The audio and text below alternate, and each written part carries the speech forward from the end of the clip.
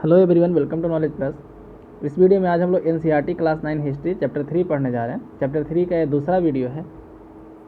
तो शुरू करते हैं आज का ये वीडियो। आज हम लोग को पढ़ना है द डिस्ट्रक्शन ऑफ डेमोक्रेसी से, यानी कि यहाँ से हम लोग आज पढ़ने जा रहे हैं। इसके पहले का फर्स्ट वीडियो में हम लोग पढ़ चुके थे।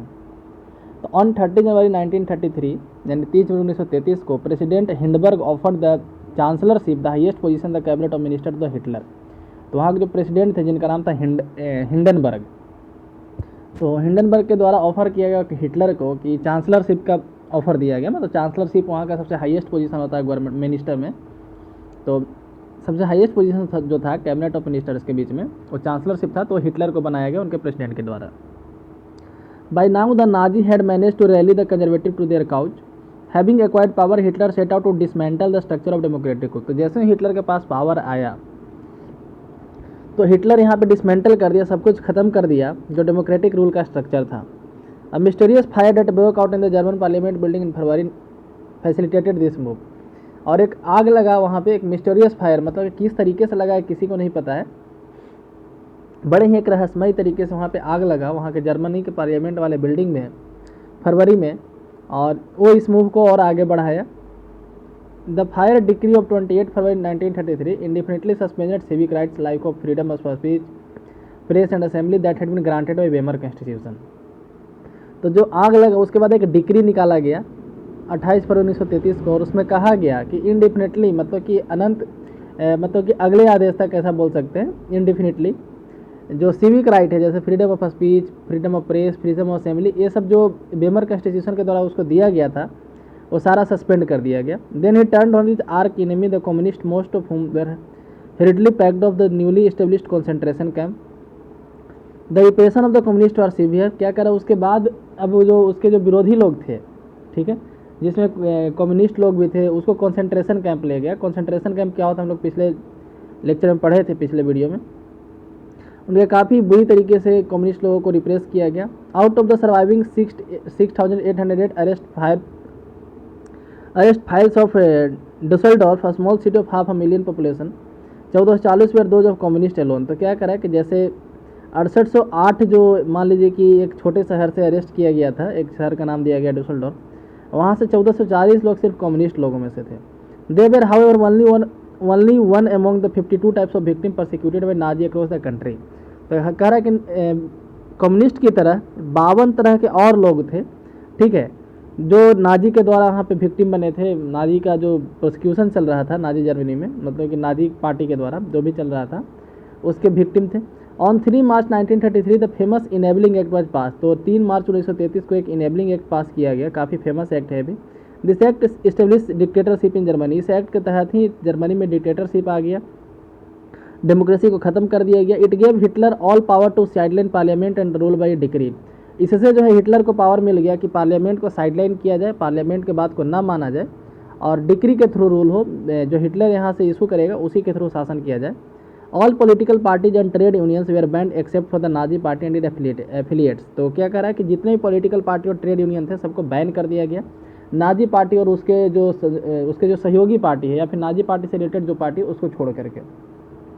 The state established complete control over the economy. Economy पे स्टेट का कंप्लीटली कंट्रोल हो गया, मीडिया पे, आर्मी पे, जुडिशरी पे, हर जगह पे हो गया। Special surveillance and security forces were created to control and order society in ways the Nazi wanted. क्या करें कि स्पेशल सर्विलांस यहाँ पे और सिक्योरिटी फोर्स क्रिएट किया गया कंट्रोल करने के लिए, and order society in what the Nazi, जिस तरीके से नाजी चाहते थे उस तरीके से समाज को बनाने के लिए और कंट्रोल करने के लिए स्पेशल सर्विलांस और सिक्योरिटी फोर्स क्रिएट किया गया। Apart from the already existing liberal police in green uniform and the essay on the stormtroopers, this included the Gestapo। Gestapo एक सीक्रेट स्टेट पुलिस था, and the SS यानी protection squad, criminal police and security service.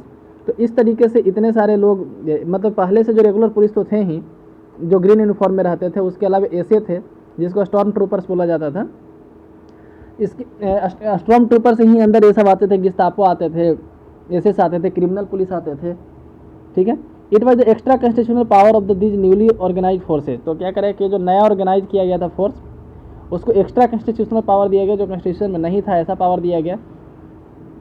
End game the Nazi state it's reputation at the most dreaded criminal state. और इस तरीके से Nazi state सबसे ज़्यादा criminal state के रूप में यहाँ पे उभर कर आया। People could now be detained in the Gestapo torture chamber. Gestapo जो यहाँ पे सीक्रेट स्टेट पुलिस था, उसके द्वारा एक चैम्बर बनाया गया था, तो उसमें लोगों को डिटेन किया जाता था, rounded up and sent to concentration camp, उन लोगों को कंसंट्रेशन कैंप भेजा जाता था, डिपोर्टेड एट विल और arrest without any legal procedure, और बिना किसी लीगल प्रोसीजर के अरेस्ट किया जाता था। गेस्टापो अपनी इच्छा अनुसार यहाँ पे डिपोर्ट कर लेते थे लोगों को। The police force acquired power to rule with impunity, the police force था पावर को एक्वायर किया इम्प्यूनिटी के साथ रूल करने के लिए। अब आगे है reconstruction. Hitler assigned the responsibility of economic recovery to the economist Hjalmar Schacht who aimed at full production and full employment through the state funded work creation program. तो हिटलर इकोनॉमी को recovery करने का एक जिम्मेवारी दिया एक economist को, जिनका एम था कि हु एम्ड, जो मतलब कि ऐसा टारगेट रखे इकोनॉमिस्ट जो थे, full production and full employment through a state funded work creation programme, मतलब कि राज्य सरकार के द्वारा, वहाँ का जो सरकार है, सरकार के द्वारा फंड के थ्रू वर्क क्रिएशन प्रोग्राम चलाया जाएगा और इसी के तहत फुल एम्प्लॉयमेंट मिलेगा और फुल प्रोडक्शन होगा, तब इकोनॉमिक रिकवरी करेगा। The project produce the famous German super highway and the people's car the Volkswagen. तो यहाँ पे वोल्क्सवैगन कार आज बहुत फेमस कार है अभी, तो इसी का नतीजा है, हिटलर के द्वारा ही फंड किया गया था इसके बनाने के लिए, ठीक है। और जर्मनी का ही ये कार है वोल्क्सवैगन। तो उस समय जैसा कि आप पिछले वीडियो यदि देखे होंगे तो उस समय काफ़ी ज़्यादा इकोनॉमिक क्राइसिस चल रहा था जर्मनी में, है ना। In foreign policy also Hitler acquired quick success. तो फॉरेन पॉलिसी में हिटलर को काफ़ी जल्दी सक्सेस मिला। ही pulled off the league of nation 1933 में लीग ऑफ नेशन से बाहर आया। लीग ऑफ नेशन क्या है? तो यूनाइटेड नेशन का पुराना बॉडी, यूनाइटेड नेशन जैसा फर्स्ट वर्ल्ड वार के भी बनाया गया था। फर्स्ट वर्ल्ड वार खत्म होने के बाद यूनाइटेड नेशन जैसे अभी है ना, सेकंड वर्ल्ड वार के बाद बनाया गया था, उसी तरीके से फर्स्ट वर्ल्ड वार के बाद भी यूनाइटेड नेशन जैसा एक बॉडी बनाया गया था जिसका नाम था लीग ऑफ नेशन। तो लीग ऑफ नेशन से 1933 में पुल बाहर आ गया। रीऑक्यूपाइड द रील लैंड इन 1936, 1936 में रील लैंड को दोबारा ऑक्यूपाई किया, फ्रांस से छीन लिया। Integrated Austria and Germany, Austria और जर्मनी को इंटीग्रेट किया 1938 में अंडर द स्लोगन, एक स्लोगन दिया क्या, one people one empire one leader, है ना, one people one empire one leader. He then went to wrest German speaking Sudetenland and Czechoslovakia and gobbled of the entire country. अब Austria को अपनी country मिलाने के बाद बाकी दूसरे कंट्री की तरफ ही नज़र दौड़ाने लगा। In all of his he had the unspoken support of English, और जो भी ये कर रहा था उसमें अंग्रेज लोगों का अनस्पोकन सपोर्ट था, मतलब क्लियर तो सपोर्ट नहीं था लेकिन अनस्पोकन सपोर्ट था। Which is considered the Versailles verdict too harsh, क्योंकि अंग्रेज भी जो वर्साई में जो संधि हुआ था, ठीक है, उसको काफ़ी हार्श समझते थे, मतलब समझते थे कि जर्मनी के साथ अन्याय हुआ है। अंग्रेज भी बात को मानते थे, भले ही अंग्रेज दूसरे पार्टी की तरफ से थे। This quick success at home and abroad seem to be reverse the destiny of the country. जो अचानक से सक्सेस मिला घर में, मतलब कि जर्मनी के अंदर और बाहर में भी, इससे ऐसा लग रहा था कि कंट्री का जो डेस्टिनी है, कंट्री का जो भाग्य है पुराना वाला, वो वापस आने वाला है, रिवर्स होने वाला है। हिटलर डिडंट स्टॉप हियर, यहीं पे हिटलर नहीं रुका। सचेट यानी कि जो उसका economist had advise Hitler against investing hugely rearmament and as the state still run on deficient financing. जो इकोनॉमिस्ट था वो एडवाइस किया हिटलर को कि आपको रीआर्मामेंट नहीं करना चाहिए। रीआर्मामेंट कहने मतलब कि अब हथियार बनाने पे जोर नहीं देना चाहिए, ज़्यादा आपको बंदूकें बम वगैरह बनाने पे ध्यान नहीं देना चाहिए, बल्कि और मतलब कि डेवलपमेंट वर्क पे देना चाहिए, क्योंकि अभी जो स्टेट है, मतलब कि जो सरकार है, अभी डेफिसिट फाइनेंसिंग में चल रही है, मतलब अभी भी ये लोन पे ही चल रही है। Cautious people however had no place in Nazi Germany. तो ऐसे लोगों को नाजी जर्मनी में कोई जगह नहीं था जो हथियार बनाने से रोकता हो या जो कॉशन करता हो, इसलिए जो है हिटलर इसको बाहर निकाल दिया, मतलब इसको इकोनॉमिस्ट के पोस्ट से हटा दिया। Hitler choose war is the way of the approaching. क्या करे, हिटलर जो है लड़ाई का रास्ता चुना, यहाँ पे युद्ध का रास्ता चुना।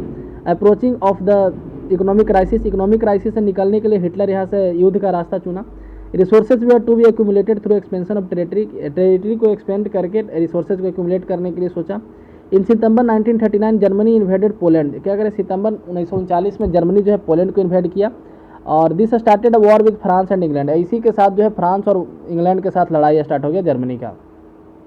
इन September 1940 3 party pact was sign between Germany, Italy and Japan. सितंबर 1940 में 3 पार्टी एक्ट, 3 आदमी मिलकर एक एक्ट साइन किए थे। पैक्ट मतलब जर्मनी, इटली और जापान मिलकर strengthening Hitler claim to international power, जिससे हिटलर का क्लेम जो है इंटरनेशनल स्थिति में, इंटरनेशनल एरिना में और ज़्यादा बढ़ गया। Puppet regime supportive of Nazi Germany were installed in a large part of Europe. Europe के बड़े हिस्से में जो है नाजी जर्मनी के जो सपोर्टर लीडर थे उनका वहाँ पे राज बैठाया गया। By the end of 1940 Hitler was at the pinnacle of his power. 1940 में हिटलर अपने पावर के चरम स्थिति पे पहुँच चुका था। Hitler now move to achieve his long term aim of conquering eastern Europe. अब हिटलर को क्या था, टारगेट था कि ईस्टर्न यूरोप का जो हिस्सा है उसको भी कनकर किया जाए। He wanted to ensure food supply and living space for German. क्या कहता है, चाहता था कि फूड का सप्लाई हो, एक लिविंग स्पेस मिला जर्मन का। ये अटैक द सोवियत यूनियन 1941, 1941 में सोवियत यूनियन पे अटैक किया, रसिया पे अटैक किया। In this historic blunder Hitler expose the German western front to British aerial bombing and eastern front to the powerful Soviet army. क्या करें कि एक तरह से ब्लंडर माना जाता है, हिस्ट्रिक मतलब कि इतिहास में ब्लंडर माना जाता है कि हिटलर जो है जर्मन को एक्सपोज कर दिया वेस्टर्न फ्रंट पे ब्रिटिश से। एक तरफ से जर्मनी के वेस्ट में ब्रिटिश था तो वहाँ से ब्रिटिश लड़ रहे थे, और एक दूसरा फ्रंट खोल दिया ईस्ट में रसिया की तरफ से, तो रसिया भी मतलब ईस्ट और वेस्ट दो तरफ ही लड़ने लगे। The Soviet red army inflicted a crushing and humiliating defeat on Germany at Stalingrad. तो जर्मनी को स्टालिनग्राड में हराया जर्मनी को, है ना, सोवियत आर्मी के द्वारा काफ़ी ज़्यादा बुरी तरीके से हराया गया जर्मन आर्मी को।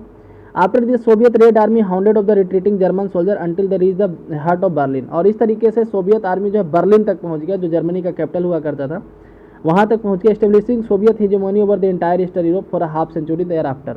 और लगभग जब 1941 में सब हुआ था, उसके लगभग 50 साल तक इधर जो है यूएसए का हेजेमोनी रहा, सॉरी यूएसएसआर का हेजेमोनी रहा, मतलब कि यूएसएसआर यहाँ पे एक अधिकार करता रहा, है ना। लड़ाई खत्म होने के बाद भी, सेकेंड वर्ल्ड वॉर के बाद भी ईस्टर्न यूरोप में आपको एक पढ़े होंगे कहीं बर्लिन वॉल, एक बर्लिन में दीवार बनाया गया था जिसके इस तरफ तो था जर्मनी दो हिस्से में बढ़ चुका था, एक तरफ अलग था और इस तरफ अलग था। इधर यूएसएसआर का इधर मतलब इधर कम्युनिस्ट विचारधारा था, इधर कैपिटलिस्ट विचारधारा था। इधर यूएसए का इन्फ्लुएंस रहता था और इधर यूएसएसआर का इन्फ्लुएंस रहता था जर्मनी के अंदर में, और दोनों के बीच में एक दीवार था जिसको बोलते हैं बर्लिन वॉल। हालांकि अब ये दीवार एग्जिस्ट नहीं करता है, अब मतलब कि क्या बोल सकते हैं, यूनिफिकेशन हो गया है। Meanwhile the USA had resisted involvement in the war. क्या करें, अभी भी यूएसए जो है सेकंड वर्ल्ड वॉर में भी अभी भी लड़ाई नहीं चाहता था, जिस तरीके से फर्स्ट वर्ल्ड वॉर में नहीं चाहता था। वो तो 1917 में यूएसए इन्वॉल्व हुआ था ना, उसी तरीके से अभी भी यूएसए, अमेरिका इसमें इन्वॉल्व नहीं था लड़ाई में।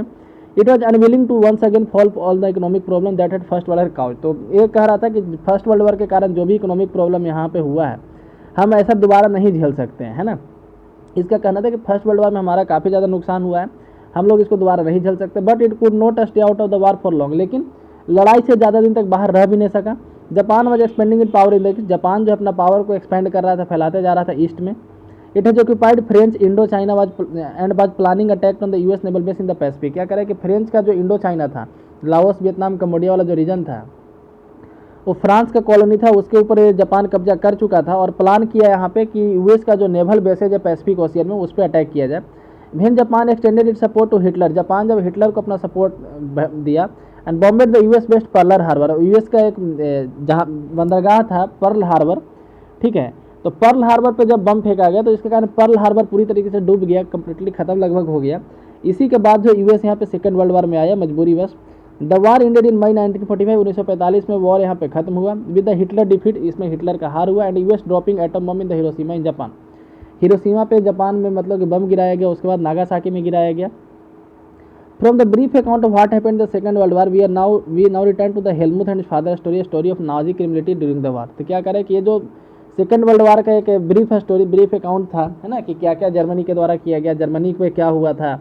अब हम लोग वापस हेलमुथ वाले कहानी पे आते हैं, जिसमें था कि हेलमुथ एक दिन अपने पिताजी को अपने मतलब कि अपने माता पिता को बात करते हुए सुना था कि हम लोग पूरा परिवार या तो सुसाइड कर लेते हैं या फिर हम खुद मर जाते हैं। और अगले दिन जो है वो लोग एक पार्क में गए, वहाँ पे काफ़ी अच्छे से सेलिब्रेट किए, अच्छे से खाना पीना खाए और उसके बाद उसके पिताजी खुद को अपने ऑफिस में ही गोली मार लिए। उसके बाद हेलमुथ क्या करता है कि अपना क्या बोलते हैं मतलब कि अपने घर में 9 साल तक, लगभग 9 साल तक खाना नहीं खाता है, ये डर से कि उसकी माँ उसको खाने में पॉइजन दे देगी, है ना। तो ये था हेलमुथ का कहानी। अब वापस उस कहानी पे आते हैं। तो नाजी आखिर मतलब कि उसके पिताजी सुसाइड क्यों किए? क्योंकि उनको डर था कि हम लोग जो दूसरे लोगों के साथ किए वही लोग हमारे साथ भी ऐसे ही करेंगे। तो उन लोग क्या किए थे उसके बारे में हम लोग पढ़ने जा रहे हैं कि नाजी लोग आखिर किए क्या थे यहाँ पे। The crimes that Nazi committed were link to the system of belief and set of practice. क्या करें कि नाजी के द्वारा जो कुछ भी किया गया एक सिस्टम ऑफ बिलीफ था, उससे जुड़ा हुआ था, एक बहुत सारा प्रैक्टिस था यहाँ पे। Nazi ideology was synonymous with Hitler world view. क्या कहते हैं, हिटलर का जो भी वर्ल्ड व्यू था उसी के साथ नाजी का आइडियोलॉजी जुड़ा हुआ था। According to this there was no equality between people but only racial hierarchy. क्या करें कि इसके अनुसार, नाजी के अनुसार, कि लोगों के बीच में कोई इक्वलिटी नहीं है, ठीक है, जो पीपल हैं उनके बीच में कोई इक्वलिटी नहीं है, बल्कि एक रेशियल हायरार्की है। रेशियल हायरार्की मतलब कि कोई रेस सुपीरियर है, कोई रेस जूनियर है, मतलब एक खास तरह के लोग सुपीरियर है, बाकी सारे लोग उसके नीचे में आते हैं, जूनियर में आते हैं। In this view blonde blue eyed Nordic German Aryans were at the top. तो इसमें क्या था कि जिनका आंख ब्लू है, जो नॉर्डिक जर्मन आर्यंस हैं, ये टॉप पे थे, मतलब कि सबसे ज़्यादा सुपीरियर थे। While Jews were located the lowest rank, जब वहीं पे जीव लोग जो थे उसको सबसे नीचे रखा गया था जर्मनी में। They cannot be regarded as an anti race the arch enemy of the Aryans, क्या करें कि उनको रिगार्ड किया जाता था, एंटी रेस माना जाता था, एनिमी माना जाता था आर्यंस का, कि उसका जो काफ़ी बड़ा दुश्मन है। All the coloured people were placed in the between depending upon their external feature, जो कलर्ड लोग थे मतलब कि जो ब्लैक लोग हो गए या फिर डिफरेंट कलर जो मतलब जो कम्प्लीटली वाइट नहीं थे, उनको बीच में रखा गया है ना। सबसे ऊपर थे लोग जर्मनी वाले, नॉर्डिक जर्मन लोग ब्लू आइड वाले, और सबसे नीचे जीव, इस बीच में कहीं कहीं उसको रखा गया। Hitler racism borrowed from thinker the Charles Darwin and Herbert Spencer, Hitler का जो रेसिज्म था, ठीक है, ये कहाँ से आया था, तो कई थिंकर जैसे चार्ल्स डार्विन से आइडिया लिया था, हर्बर्ट स्पेंसर से लिया था। Darwin was a natural scientist who try to explain the creation of plant and animal through the concept of evolution and natural selection. Darwin एक नेचुरल साइंटिस्ट थे, आप bio में उनको पढ़े होंगे, जो यहाँ पे ट्राई किए थे एक्सप्लेन करने के लिए कि प्लांट और एनिमल का क्रिएशन कैसे हुआ through the concept of evolution and natural selection. Herbert Spencer added the idea of survival of the fittest, उसी तरह से हर्बर्ट स्पेंसर के द्वारा एक आइडिया दिया गया था सर्वाइवल ऑफ द फिटेस्ट, यानी कि जो वातावरण के हिसाब से अपने आप को ढाल लेगा वही लोग यहाँ पे जी पाएगा। एग्जाम्पल के तौर पे बोला जाता है कि जैसे डायनासोर है, डायनासोर वातावरण के हिसाब से अपने आप को ढाल नहीं पाया, इसलिए वो खत्म हो गया, विलुप्त हो गया, है ना। तो यही यहाँ पे सर्वाइवल ऑफ द फिटेस्ट का थ्योरी दिया गया था हर्बर्ट स्पेंसर के द्वारा। यही दो थ्योरी को हिटलर काफ़ी अलग तरीके से ले लिया, यहाँ पे काफ़ी ज़्यादा सीरियसली ले लिया। According to this idea only those species survived on earth would could adapt themself to the changing climatic condition, है ना। थ्योरी ऑफ फिटेस्ट के अनुसार क्या था कि only those species survive on the earth, earth पे ऐसा ही स्पीसीज सर्वाइव करेगा जो अपने आप को अडेप्ट करेगा क्लाइमेटिक कंडीशन के हिसाब से, जो क्लाइमेटिक कंडीशन चेंज हो रहा है उसके हिसाब से अपने आप को अडेप्ट करने वाले लोग ही मतलब कि ऐसे जीव जंतु यहाँ पे रह पाएंगे। We should bear in mind that Darwin never advocated human intervention in what he thought was purely natural process of selection. क्या करें कि हम लोग हमेशा ध्यान में रखना चाहिए कि डार्विन के द्वारा ऐसा कोई आदमी के बारे में नहीं कहा गया था कि आदमी को भी नेचुरल प्रोसेस ऑफ सिलेक्शन इस टाइप से एवोल्यूशन हुआ है। However, his idea were used by racist thinker and politicians to justify imperial rule over conquered people। हालांकि उसका जो डार्विन का आइडिया था उसको हिटलर ही नहीं बल्कि कई ऐसे लोग जो दूसरे देशों पर शासन कर रहे थे, यहाँ पे वहाँ के लोगों को नीचा दिखाने के लिए, अंग्रेज यहाँ पे आते थे तो अंग्रेज यहाँ के लोगों को नीचा दिखाते थे, है ना। तो कहीं ना कहीं वो भी डार्विन की थ्योरी को अपने दिमाग में रखते थे, ऐसा यहाँ पे कहा गया। The Nazi argument was simple, Nazi का आर्गूमेंट काफ़ी सिंपल था। The strongest race would survive and weak one could perish. क्या करें कि नाजी का आर्गूमेंट सिंपल था कि जो स्ट्रॉन्गेस्ट रेस है, यानी कि जो सबसे मजबूत रेस है वो जो जिंदा रहेगा, बाकी लोग यहाँ पे पेरिस होंगे, मतलब कि खत्म हो जाएंगे, बर्बाद हो जाएंगे। The Aryan race was the finest, Aryan race सबसे फाइनेस्ट है। इट है to retain its purity, Aryan को अपना प्योरिटी मेंटेन करना पड़ेगा आगे, become a stronger and dominate the world, और दुनिया में डोमिनेट करना है।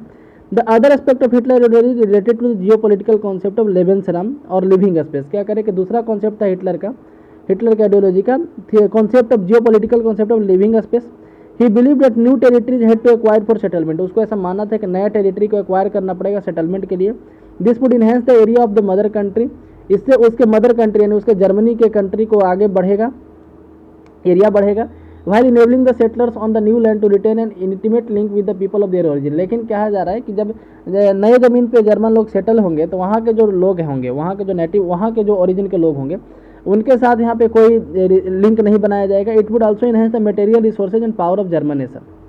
Hitler intended to extend German boundaries and moving eastward. Hitler जो है अपने बाउंड्री को ईस्टवर्ड बढ़ाना चाहता था, तो concentrate all German geographically in one place, ताकि जितने जर्मन रेस के लोग हैं, क्योंकि जर्मन जैसे लोग अगल बगल के कंट्री में भी रहते थे, तो जर्मन के जितने मतलब जर्मनी पीपल, जर्मन रेस वाले लोग जहाँ भी रह रहे हैं, सबको एक पॉलिटिकल बाउंड्री में लाया जाए।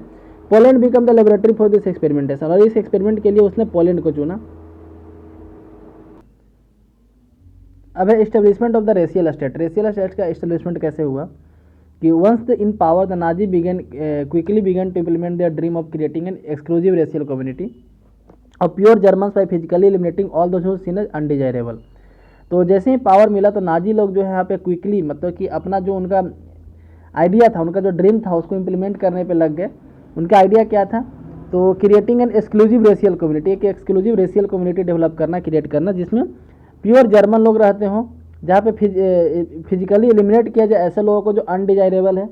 अब अनडिजायरेबल कौन लोग थे, तो Nazi wanted only society of pure and healthy Nordic Aryans. इसके मतलब नाजी ऐसा सोसाइटी चाहते थे जिसमें सिर्फ प्योर और हेल्दी नॉर्डिक आर्यंस लोग रहते हों। दे लोन वेर कंसिडर डिजायरेबल, सिर्फ pure and healthy Nordic Aryans को ही कंसिडर डिजायरेबल माना गया, बाकी जितने लोग थे उसको अनडिजायरेबल कहा गया। Only they seen as worthy of prospering and multiplying against all other who were classes as undesirable. This mean that even those German who were as in impure. क्या करें कि इसका मतलब होता है कि जो जर्मनी में रहने वाले लोग भी यदि वो हिटलर के नज़र में इम्प्योर हैं या फिर एबनॉर्मल हैं, उनको रहने का जीने का कोई अधिकार ही नहीं है। Under the euthanasia program Helmut's father along with other Nazi official has condemned to death many Germans who were considered mentally और physically unfit। तो हेलमत के पिताजी और हिटलर वगैरह सब मिल करके यहाँ पे, ठीक है, बहुत सारे जर्मन लोगों का यहाँ पे डेथ किया जो फिजिकली अनफिट थे। Jews we are not the only community classified as undesirable. क्या कह रहा है कि अनडिजायरेबल कम्युनिटी में सिर्फ जीव ही नहीं आते थे बल्कि और भी कई कम्युनिटी आते थे। There were others many Gypsy and black living in the Nazi Germany were considered as racial inferior. बहुत सारे जिप्सी लोग, ठीक है, और बहुत सारे नाजी जर्मनी में रहने वाले लोग भी उसको रेशियल इन्फेरियर माना जाता था। Who threatened the biological purity of the superior Aryans. They were widely prosecuted. उनको काफ़ी ज़्यादा प्रोसिक्यूट किया जाता था। इवन रशियन एंड पोल्स यानी कि रशियंस और लोग और पोलैंड के लोग वेर कंसिडर्ड सब ह्यूमन। उनको सब ह्यूमन कहा गया and hence undeserving of any humanity. और उनको किसी भी तरह का ह्यूमनिटी का दर्जा नहीं दिया गया। When Germany occupied Poland and part of the Russia capture civilians were force to work as a slave labour. जब जर्मनी जो है पोलैंड के कुछ हिस्से को और कुछ रशिया के हिस्से को कब्जा किया यहाँ पे, तो उनको ज़बरदस्ती उनसे स्लेव लेबर के रूप में काम करवाया गया। Many of them died simply through hard work and starvation. कई लोग तो यहाँ पे हार्ड वर्क के कारण और स्टार्वेशन के कारण उनका डेथ हो गया। जीव remain the worst sufferers in the Nazi Germany. Nazi Germany में सबसे ज़्यादा सफ़र करने वाला कोई था तो जीव लोग थे। Nazi hatred of Jews had a precursor in the traditional Christian hostility toward Jews. क्या कह रहा है कि नाजी जो इतना हेट करता था, इसका काफ़ी ज़्यादा आगे भी मतलब कि इसका काफ़ी ज़्यादा प्रिकर्सर देखने को मिलता है क्रिश्चियन हॉस्टिलिटी में जीव के खिलाफ। They had been stereotyped as killer of Christ and usurers. ठीक है, तो क्या रहा है कि जीव को ऐसा माना जाता है कि क्राइस्ट के मारने वाले लोग थे। जो जीसस क्राइस्ट हैं उनके किलर के रूप में जीव को देखा जाता था। Until medieval time Jews were barred from owning land. क्या करें, मिडिवल टाइम के पहले जीव को जो जमीन खरीदने का भी अधिकार नहीं था। They survive mainly through trade and money lending. क्या करें कि ये जो है मेनली ट्रेड के थ्रू और मनी लैंडिंग के थ्रू सर्वाइव किए थे। They lived in separately marked area called ghettos. क्या करें कि सेपरेटली मार्क्ड एरिया में रहते थे जिसको घेटोज कहा जाता था, यानी जीव को रहने के लिए अलग जगह बनाया जाता था। They were often prosecuted through periodic organise violence. क्या करें कि पीरियोडिक ऑर्गेनाइज वायलेंस के थ्रू, एक्सपल्सन के थ्रू, मतलब कि लैंड से एक्सपल्स करके, लैंड से बाहर निकाल करके उन लोगों को हमेशा पनिश किया जाता था। However Hitler hated of Jews were based on pseudo scientific theory of race. लेकिन हालांकि हिटलर ये सब सोच के जीव को हेट नहीं करता था कि क्राइस्ट को मारने वाले हैं तो इनको ऐसे किया जाए, बल्कि एक स्यूडो साइंटिफिक थ्योरी जो बनाया था, मतलब कि एक डुप्लीकेट साइंटिफिक थ्योरी जो अपना ये बना लिया था रेस के खिलाफ, which let the conversion was no solution the Jewish problem, it could be solve only through their total elimination. तो इसीलिए जो है चाहता था कि जीव को टोटली एलिमिनेट किया जाए। From 1933 to 1938 the Nazi terrorised, pauperised and segregated the Jews. क्या कर रहा है कि नाजी के द्वारा क्या किया गया, जीव को टेरर के रूप में देखा गया, उसको अलग किया गया। Compelling them to leave the country, तो या तो वो लोग कंट्री छोड़ देते थे। The next phase 1939 to 45 aimed at concentrating them in the certain area and eventually killing them in the gas chamber in Poland. उसके बाद ये तो 1933 से 38 तक का सीजन है कि इसमें लोगों को देश छोड़ने पर मजबूर किया गया। उसके बाद का जो यहाँ टाइम आता है 1939 से 45 तक, यहाँ पे मेन टारगेट ये रखा गया कि ऐसे लोगों को एक एरिया में कॉन्सेंट्रेट करके उसको गैस चैम्बर में डाल दो पोलैंड में। यहाँ पे जिप्सी लोगों के बारे में देख लेते हैं। Group there classified Gypsy that their own community identity. एक अलग ही जिप्सी आइडेंटिटी था, मतलब एक जिप्सी कम्युनिटी थे, उसी के रहने वाले लोगों को जिप्सी यहाँ पे कहते थे। ठीक है, इसमें अधिकांशतः लोग इंडिया की तरफ से थे। जिप्सी जो है, जिप्सी लोग अधिकांशतः इंडियन ओरिजिन के माने जाते हैं। Many of them trace their origin to India. Pauperise का मतलब होता है रिड्यूस टू एब्सोल्यूट पॉवर्टी, मतलब कि पॉवर्टी काफ़ी ज़्यादा गरीब उनको बना देने का, धन संपत्ति छीन करके। Under the shadow of war the Nazi proceeded to realise their murderous and racial ideal. क्या करें कि वार के शैडो में, मतलब कि एक तरफ युद्ध चल रहा था, उसी बीच में नाजी जो है अपना जो मर्डर का आइडिया था, रेशियल आइडियल था, उसको बढ़ाया, प्रोसीड किया। Genocide and war become two side of the same coin. Genocide और वार यहाँ पे एक ही सिक्के के दो पहलू के रूप में यहाँ पे देखे जाने लगे। Occupied Poland was divided up, Poland को डिवाइड किया गया दो पार्ट में। Much of the north western Poland was annex to Germany. जो नॉर्थ वेस्टर्न पोलैंड था उसका एक बड़ा हिस्सा जर्मनी एनेक्स कर लिया, कब्जा कर लिया। Poles were forced to leave their homes. जो पोलैंड के लोग थे उनको पोल्स कहते हैं या पोलिस कहा जाता है। तो उन लोगों को अपना घर छोड़ने पे मजबूर किया गया। And properties behind occupied by ethnic Germans. और अपना प्रॉपर्टी छोड़ने के लिए कहा गया जर्मन्स को है ना, मतलब जो जर्मन वहाँ पे रहेंगे दूसरे कंट्री से आकर के या फिर जर्मनी से आकर के वहाँ पे, तो कहा गया कि लोग इसमें रहेंगे और आप लोग अपना घर छोड़ के चले जाइए। Poles were then herded like cattle in the other part of the General Government, the destination of all undesirable of the empire, member of the Polish intelligentsia was were murdered in the large number in the order to keep the entire people intellectually and spiritually survive. क्या करें कि polish intelligentsia के जो member होते थे उनको मारा गया यहाँ पे, ताकि ये लोगों को बाकी दुनिया से कट ऑफ किया जाए। Polish children look like Aryans were forcibly snatched from their mothers and examined by the race experts. क्या करें, जो पॉलिश चिल्ड्रन जो थे, पोलैंड के जो चिल्ड्रन थे जो आर्यंस की तरह देखने में लगते थे, उनको अपने माँ से छीना जाता था ज़बरदस्ती, और यहाँ पे रेस एक्सपर्ट के द्वारा यहाँ पे देखा जाता था कि ये बच्चा जीने के लायक है या नहीं। If they pass the race test, यदि वो रेस टेस्ट को पास कर जाते थे, they were raised in Germany families and if not they were deposit in the orphanage who were perished. क्या कह रहा है कि यदि वो रेस टेस्ट को पास कर जाते थे तो वो जर्मन फैमिली के पास पाले जाते थे, मतलब जर्मनी में किसी परिवार को दे दिया जाता था पालने के लिए, और यदि फेल कर जाते थे तो उनको ऑर्फेनेज में डाल दिया जाता था, जबकि उनके माता पिता जिंदा होते थे, और जहाँ पे काफ़ी ज़्यादा उनको सताया जाता था, काफ़ी इनह्यूमन कंडीशन रहता था।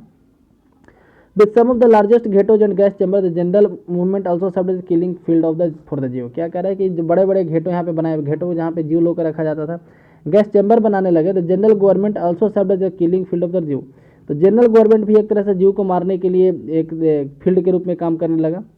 यहाँ पे देख सकते हैं कि एक फ्रेट कार है जिसमें जीव को जो है डिपोर्ट किया जाता था डेथ चैम्बर में, है ना, इस तरीके से मालगाड़ी में भर के लाया जाता था जीव लोगों को। यहाँ पे जैसे दिखा रहेगा स्टेप टू डेथ, तो पहले 1933-39 का यहाँ पे दिया गया है कि you have no right to live among us as a citizens को, जैसे पहले कहा गया कि 1938 से जैसे हम लोग देखे थे कि इसमें क्या हुआ कि जीव को अपने घर छोड़ने पे मजबूर किया जाए, है ना, और बाकी उसके बाद 39 के बाद क्या हुआ कि जो लोग नहीं गए हैं उनको मारो, है ना, घेटोजाइजेशन, मतलब कि घेटों में डाल करके एक जगह कॉन्सेंट्रेट करो और उनको मार दो। ठीक है, आगे पढ़ते हैं यूथ इन नाजी जर्मनी। तो नाजी जर्मनी में यूथ लोग क्या कर रहे थे, वहाँ के जो यंग लीडर लोग थे या फिर यंग जो उस समय के लोग थे वो लोग क्या कर रहे थे, उसके बारे में हम लोग यहाँ पे पढ़ने जा रहे हैं अभी। तो Hitler was fanatically interested in the youth of the country. Hitler जो है कंट्री की यूथ में काफ़ी ज़्यादा इंटरेस्टेड था। He felt that a strong Nazi society with at least only by teaching children Nazi ideology. और उसको ऐसा मानना था कि एक स्ट्रॉन्ग नाजी आइडियोलॉजी तभी क्रिएट किया जा सकता है तब कि जब वहाँ के लोगों को, वहाँ के बच्चे को नाजी आइडियोलॉजी के बारे में पढ़ाया जाए। This required a control over the child both inside and outside the school. तो इसके लिए क्या है कि बच्चे के ऊपर कंट्रोल हो स्कूल के अंदर भी और स्कूल के बाहर भी।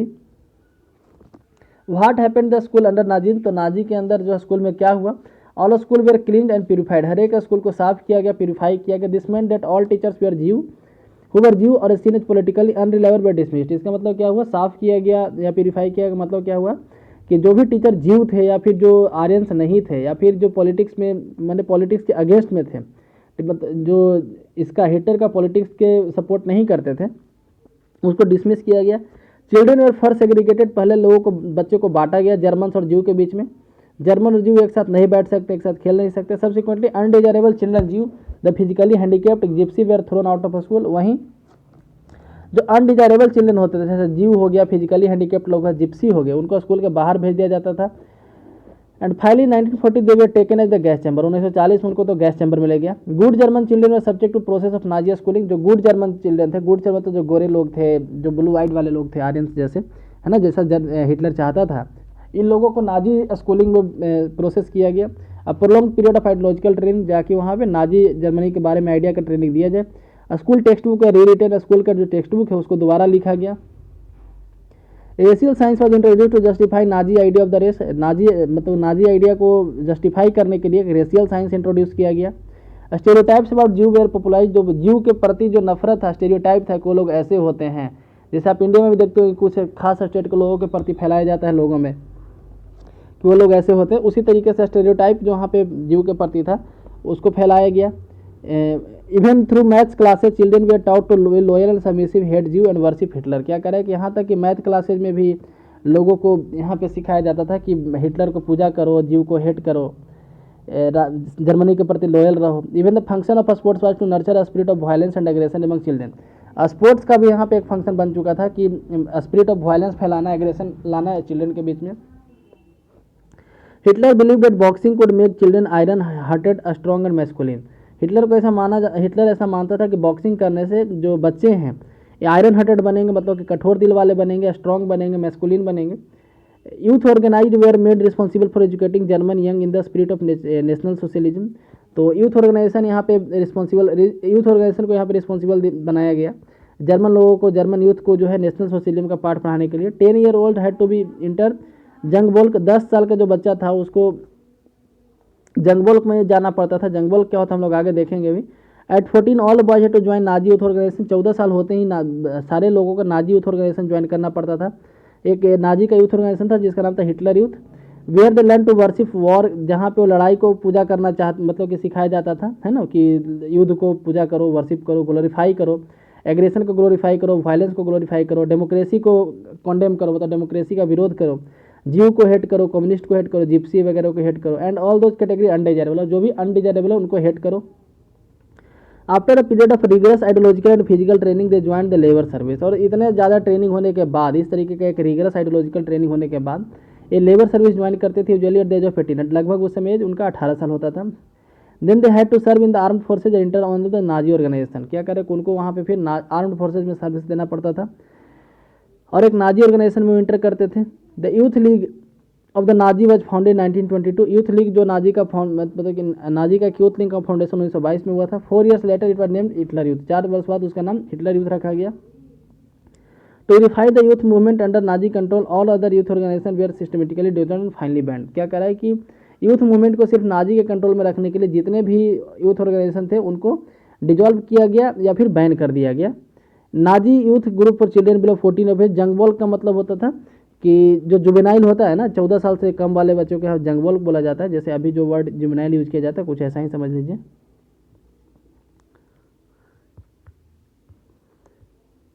अब the Nazi cult of motherhood, तो जैसे हम देख सकते हैं desirable children that Hitler want to see multiplied, ऐसे लोगों को हिटलर मतलब मल्टीप्लाई करना चाहता था। German blooded infant with his mother being brought from occupied Europe to next Poland to settlement, तो ये जो है जर्मनी से पोलैंड में जा रहा है सेटल होने के लिए, है ना, एक बच्चा है जो जर्मन सिटीजन है और पोलैंड में जहाँ पे ऑक्यूपाई किया गया टेरिटरी वहाँ पे सेटल होने के लिए जा रहा है। अब नाजी कल्ट ऑफ मदरहुड, तो children in Nazi Germany were repeatedly told that womens were radically different from men, क्या करे कि नाजी जर्मनी में बच्चों को सिखाया जाता था, बार बार सिखाया जाता था कि वीमेन जो है रेशियली डिफरेंट है मेन से। The fight for equal right for main and women that had become part of demographic struggles everywhere was a strong and वो डिस्ट्रॉय सोसाइटी, और जो इक्वल राइट मेन और वीमेन के बीच में जो इक्वल राइट का लड़ाई चल रहा है पूरे दुनिया में, या फिर जो डेमोक्रेटिक स्ट्रगल है गलत है और इससे सोसाइटी बर्बाद हो जाएगा, ऐसा सिखाया जाता था। While boys were taught to be aggressive masculine steel hearted, लड़कों को सिखाया जाता था एग्रेसिव होने के लिए, मैस्कुलिन बनने के लिए, स्टील हार्टेड बनने के लिए। गर्ल्स को सिखाया जाता था that to become good mothers, उनको अच्छी माँ बनना है, रियर प्योर ब्लडेड, है ना, और प्योर ब्लडेड लोगों को जन्म देना, मतलब आर्यन जैसा डिजायरेबल सिटीजन है ऐसे लोगों को जन्म देना है।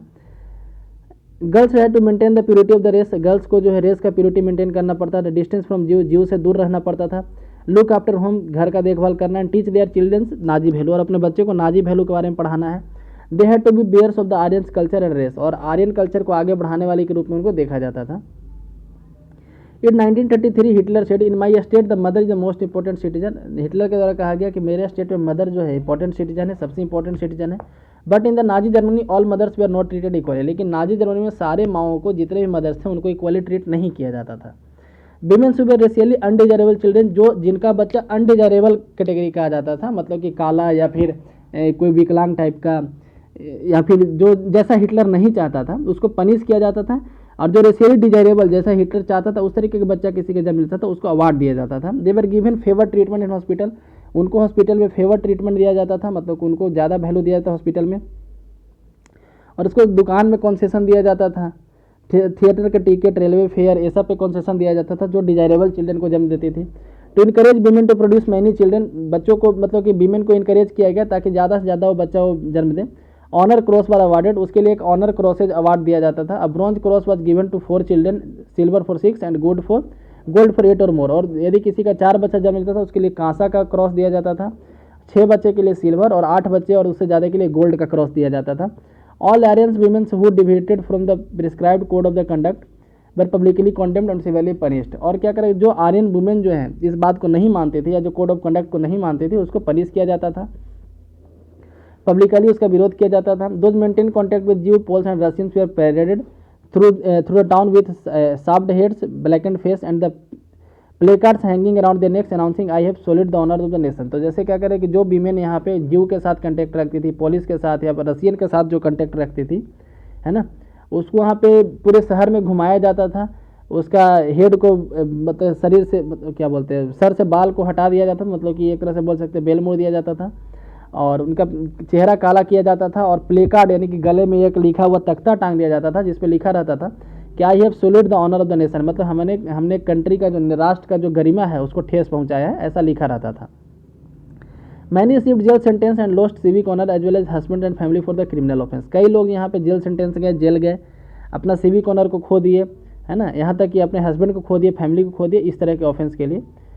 तब अब है next the art of propaganda. तो the Nazi regime use language and media with care and often to great effect. The term they coin to describe their various practice were not deceptive, they were chilling. Nazi never use the word kill और murder in their official communication. जैसे यहाँ पे कह रहे हैं कि जो term use करते थे, जो ऑफिशियल कम्युनिकेशन में जो टर्म यूज करते थे, ये काफ़ी ज़्यादा डिफिकल्ट नहीं होता था, मतलब कि जैसे किल जैसा वर्ड आज तक किल या मर्डर जैसा वर्ड ऑफिशियल कम्युनिकेशन में यूज ही नहीं किया, जबकि इतने सारे लोगों को मार भी दिया, है ना। Mass killing was termed as special treatment और फिर फाइनल सॉल्यूशन, है ना। जैसे मास किलिंग जो बड़े लेवल पे मारा जाता था उसको स्पेशल ट्रीटमेंट या फाइनल सॉल्यूशन के रूप में कहते थे for the Jews. Euthanasia for the disabled and selection and disinfection. Evacuation mean reporting people to the gas chamber. Evacuation का मतलब क्या होता है कि जैसे कहीं पे बाढ़ आया हुआ है तो वहाँ से लोगों को इवेक्यूएट करके सुरक्षित जगहों पे पहुँचाया जाता था। लेकिन यहाँ पे नाजी जर्मनी में जो इवेक्यूएशन वर्ड यूज किया जाता था वो किया जाता mainly deporting the people to the gas chamber, gas chamber में ले जाने वाले लोगों के लिए किया जाता था।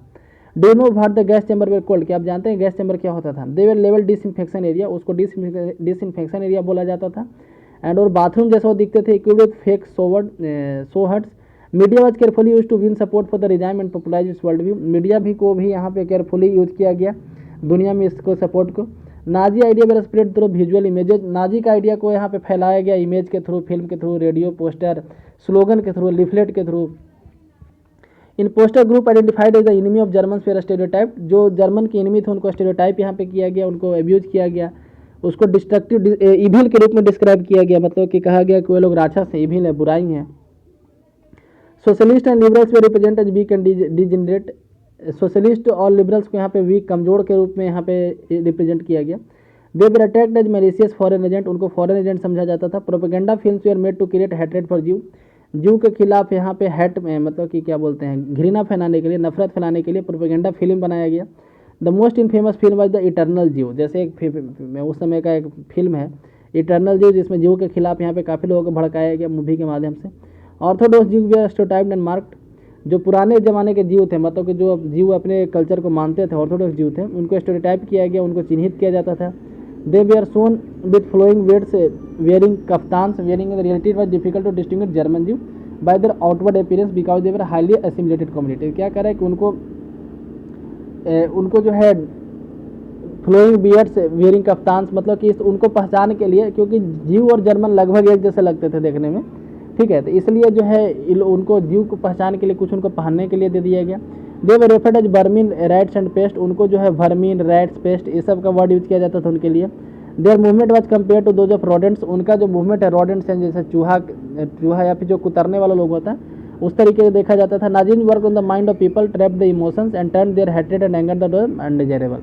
तो नाजी का जो यहाँ पे मतलब कि जो टारगेट था, लोगों के इमोशन को टैप कर लिया और यहाँ पे जीव के प्रति नफरत फैला, अनडिजायरेबल के प्रति नफरत फैला। The Nazi made equal effort to appeal all different section of the population, they sought to win their support by suggesting Nazi alone could solve all their problem.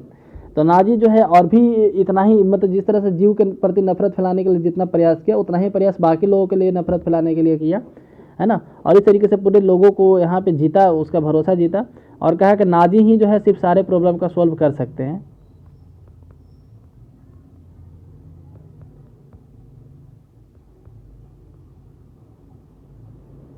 अब ordinary people and crime against humanity. तो how did common people react to Nazism, तो जो common people थे Nazi के प्रति किस तरीके से रिएक्ट किए। तो many saw the world through Nazi I and spoke their mind in Nazi language. तो कई लोग जो यहाँ पे नाजी की तरफ से देखे, यहाँ से हम लोग कल पढ़ेंगे, है ना, लेक्चर ऑलरेडी 40 मिनट का हो चुका है, तो लेक्चर काफ़ी बड़ा होने वाला है, इसलिए हम लोग नेक्स्ट लैंग्वेज में नेक्स्ट लेक्चर में हम लोग यहाँ से पढ़ेंगे। यदि वीडियो पसंद है तो लाइक करें, चैनल को सब्सक्राइब करें। धन्यवाद।